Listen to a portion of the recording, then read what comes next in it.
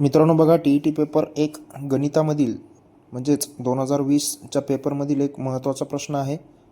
वर्ग समीकरणावर आहेत. x वर्ग वजा 10x अधिक 24 छेद x वजा 6 बरोबर 0 तर x ची किंमत किती? अतिशय सोपा प्रश्न आहे.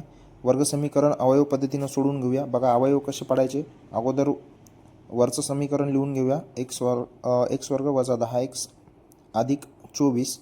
आता आपल्याला या 10चे असे अवयव पाडायचे ज्यांचा गुणाकार 24 आला पाहिजे, परंतु बेरीज 10 आली पाहिजे. आता बेरीज का, तर इथं बेरीजचं चिन्ह आहे म्हणून त्या दोन अवयवांची बेरीज 10 आली पाहिजे. आता 24चे जर आपण अवयव पाडून घेतले तर या 24चे अवयव काय निघतात बघा.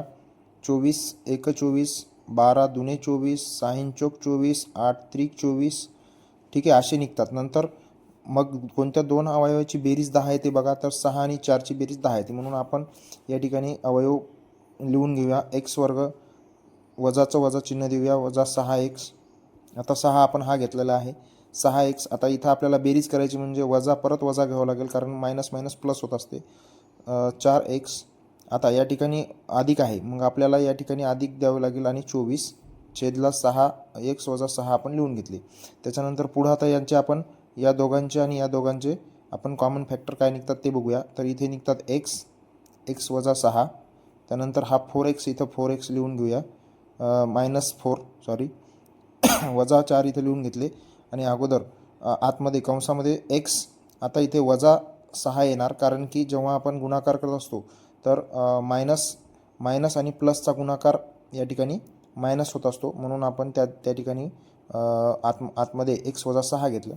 आता खाली x वजा 6. त्याच्यानंतर आता या ठिकाणी हा x वजा 6 तर एकच x वजा 6 घ्यायचा आणि बाहेरचे जे आहेत त्याला आपण कंसामध्ये घेऊया, x वजा 4 छेद x वजा 6.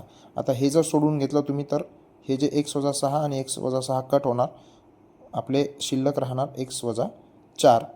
म्हणून उत्तर काय आलेलं आहे. आता हे जे आहे x वजा 4 हे बरोबर, जर आपण 4x इकडं नेला तर तो होणार वजा 4 जो आहे तो इकडं अधिक होणार, म्हणजे x बरोबर 4.